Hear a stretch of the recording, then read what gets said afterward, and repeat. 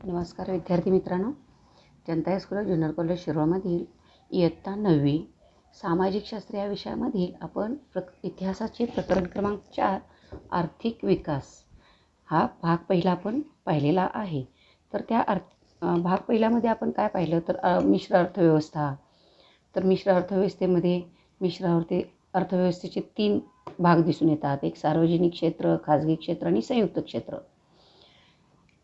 यानंतर आपण काय बघितले की पंचवार्षिक योजनाचा अंमलबजावणी करत असताना त्याच्यामध्ये कशाला प्राधान्य दिलं गेलं. तर भारत स्वतंत्र झाल्यानंतर परकीय राजवटीतून आपलं आर्थिक जे शोषण होत होतं ते रोखण्यासाठी आपल्याला पंचवार्षिक योजना तयार करावी लागली. मग त्याच्यामधून दारिद्र्य, बेकारी, लोकसंख्या वाढ, निकृष्ट राहणीमान, शेती, उद्योगधंदे यांची क्षमता ही अतिशय अल्प आणि मागासली होती.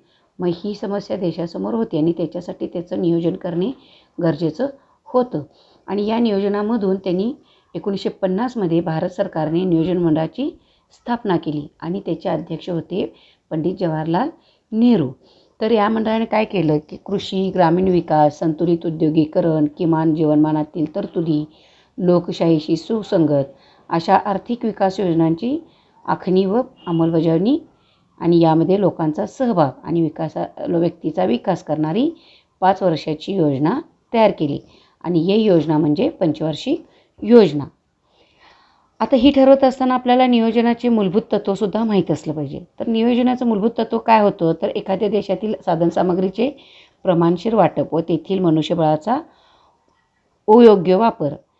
तर त्या देशातील जनतेच्या गरजा भागवण्यासाठी अशा प्रकारचे नियोजनाचे तत्त्व हे सर्वमान्य असले पाहिजे. मग यासाठी काय केलं गेलं की योजनांची उद्दिष्ट ठरवली गेली. म्हणजे भारताच्या आर्थिक नियोजनाचे सर्वसाधारणपणे उद्दिष्ट काय असावं नियोजन करत असताना तर त्याची आखणी, त्याची मांडणी करण्यात आली.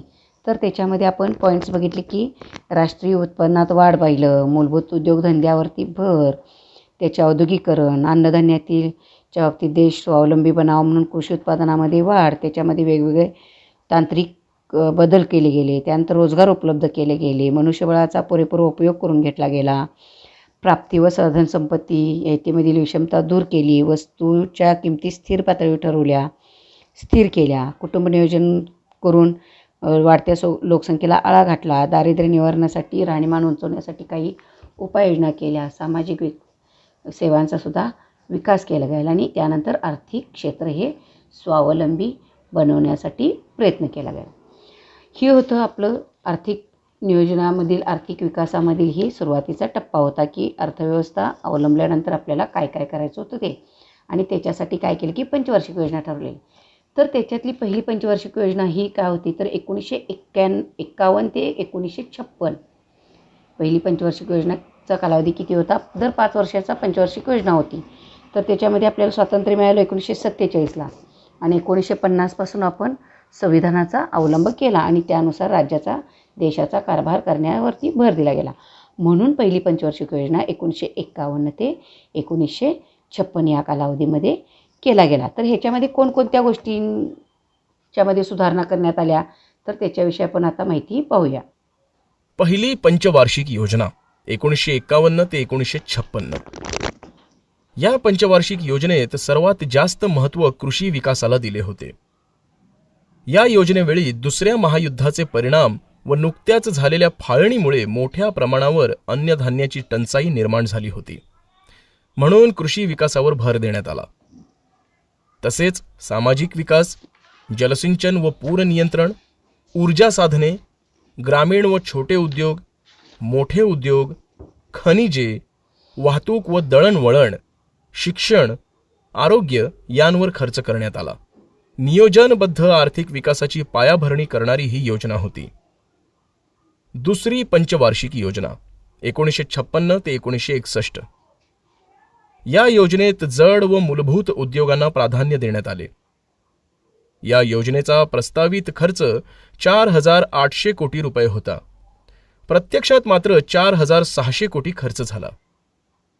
या योजनेत औद्योगिकीकरणाचे महत्त्वाकांक्षी उद्दिष्ट साध्य करायचे होते. दुर्गापूर, भिलाई, येथील पोलाद प्रकल्प रशियाच्या मदतीने उभारण्यात आले.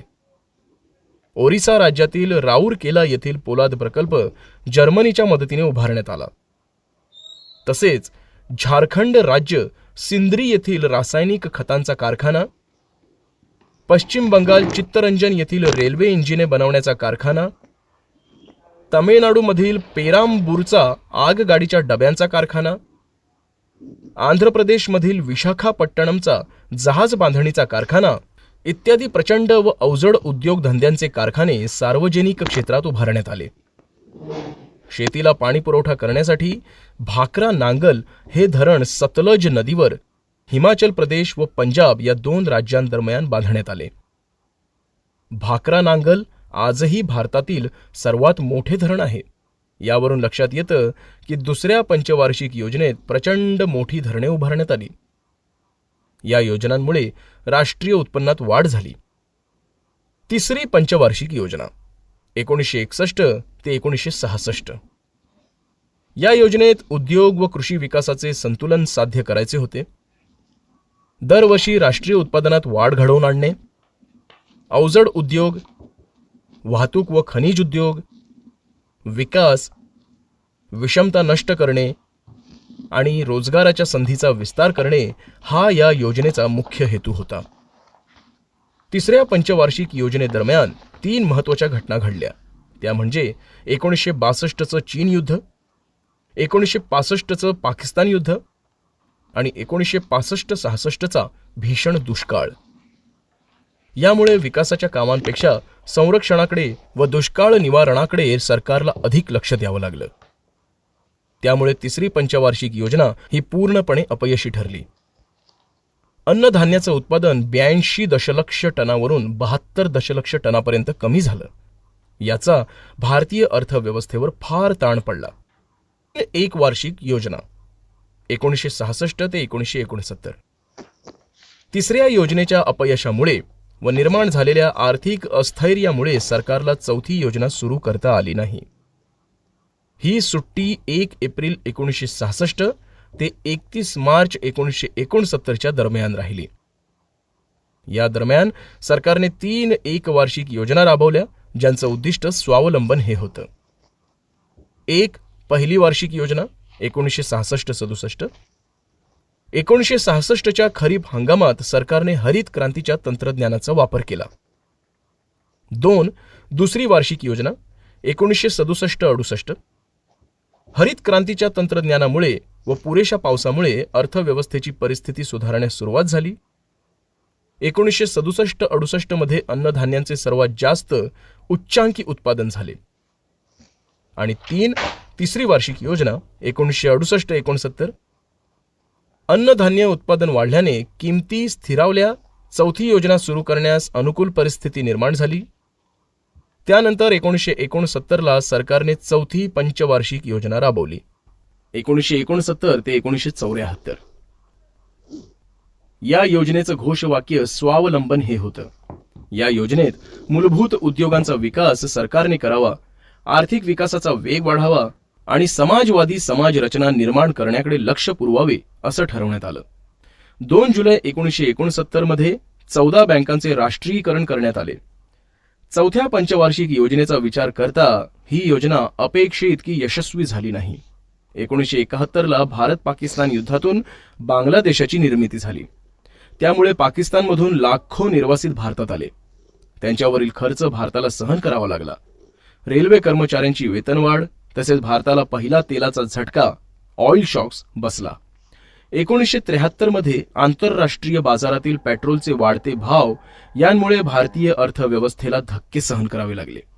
बँकांच्या राष्ट्रीयीकरणांची सविस्तर माहिती आपण पुढील भागात घेणार आहोत. पाचवी पंचवार्षिक योजना 1974 ते 1979. या पंचवार्षिक योजनेचं प्रमुख ध्येय दारिद्र्य निर्मूलन हे होते. म्हणजेच गरिबी दूर करून देश आर्थिकदृष्ट्या स्वावलंबी बनवण्याचं प्रमुख उद्दिष्ट डोळ्यांसमोर ठेवून ही योजना तयार करण्यात आली.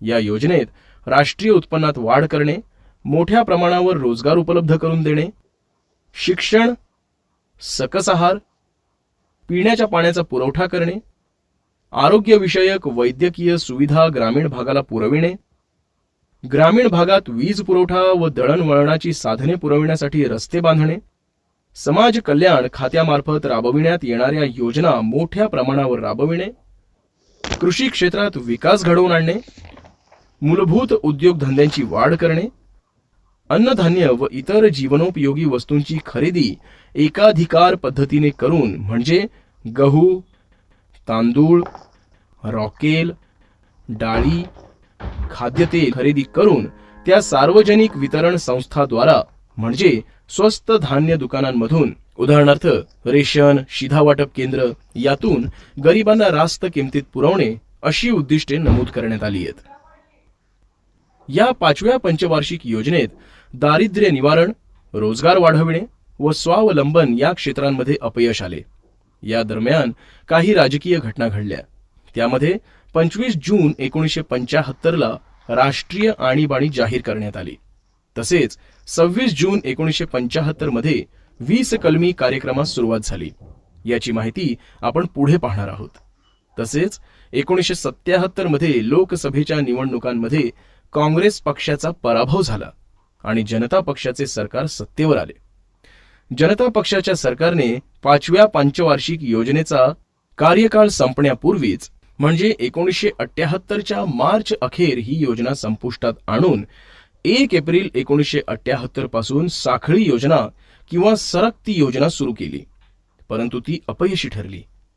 जानेवारी 1980 मध्ये लोकसभेच्या मध्यवर्ती निवडणुका होऊन काँग्रेस पक्ष पुन्हा सत्तेवर आला. या सरकारने साखळी योजना बंद करून पुन्हा जुन्या पद्धतीचे नियोजन सुरू केले.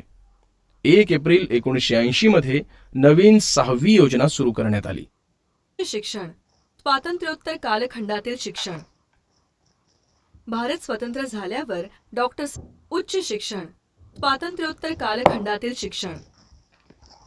भारत स्वतंत्र झाल्यावर डॉक्टर सर्वपल्ली राधाकृष्णन यांच्या अध्यक्षतेखाली 1948 मध्ये एक आयोग नेमण्यात आला. या आयोगाने आपला अहवाल 1949 मध्ये सादर केला. स्वातंत्र्यानंतरच्या काळात भारतातील उच्च शिक्षणाला दिशा देण्याचे काम या आयोगाने केले. या आयोगाला विद्यापीठ शिक्षण आयोग असेही म्हणतात. विद्यापीठांना आर्थिक सहाय्य किंवा अनुदान देणे, विद्यापीठांचा